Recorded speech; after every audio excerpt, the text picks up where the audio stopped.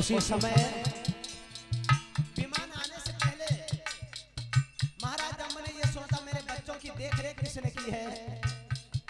बच्चों से पूछा तो सर्वनील ने बताया मैं धोबी के आंगन में पल रहा था। महाराज जम्ब ने सिपाहियों को भेजा, बोले जाओ धोबी को बुला के ले आओ।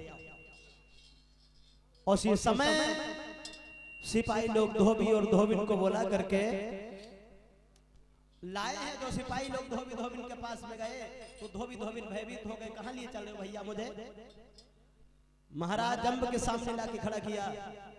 धोबिन को जिस समय खड़ा किया है सामने लाकर के,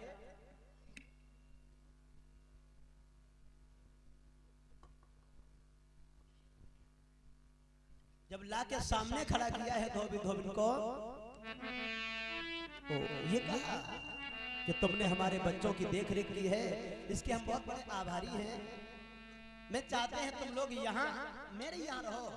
धोबी कहने लगा मैं तो कपड़ा धोने वाले हैं भाई, मैं ऐसा नहीं करेंगे, मैं यहाँ नहीं रहेंगे, मैं तो वहीं जाकर के रहेंगे। बोले नहीं पागल हो, यहाँ राजा बन के रहोगे, जाओ आधा राज्य हम तुम्हें दे रहे हैं। धोबी और धोबिन को वहां का आधा राज्य दे दिया। बाद में जब राज्य दिया है तो स्वर्ग से विमान लेकर के विश्वामित्र आ रहे हैं। अरे फर फर विमान रे स्वर्ग से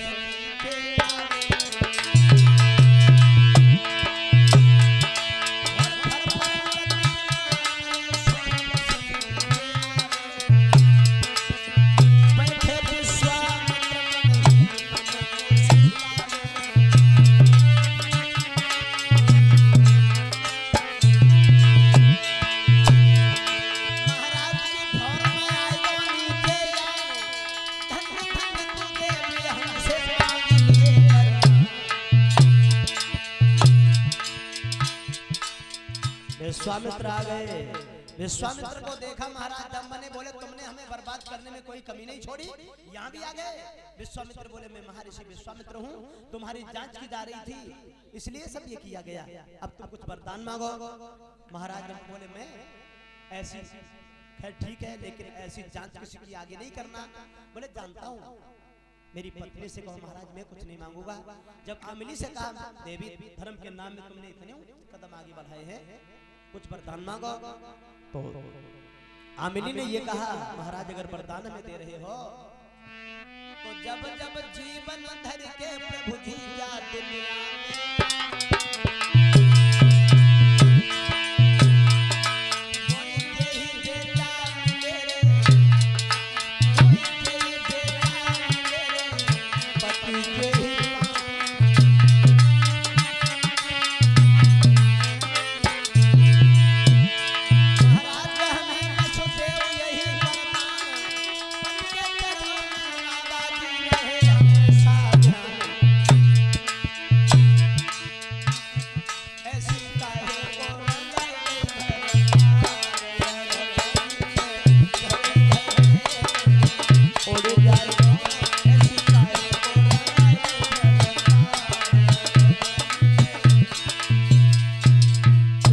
आमिली ने मांगा जब जब इस भूतल पे जन्म लूं तब तब यही बेटा यही पति मिले मुझे, और कुछ नहीं चाहिए।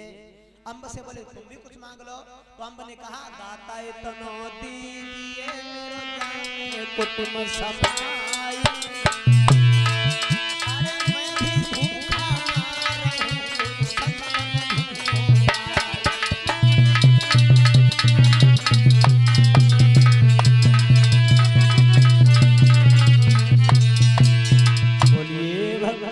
भगवान की ये वरदान मांग लिया। उसके बाद में कन्नौज का राजा नीर को बनाया, अंबा नगरी का राजा सरवर को बनाया महाराज अम्ब ने। बाद में इन्होंने बहुत दिन तक तपस्या की भगवान की, फिर ये भगवान के धाम के प्रस्थान, भगवान के धाम में जाते महाराज अम्ब और उनकी रानी। बोलिए गोविंद भगवान की।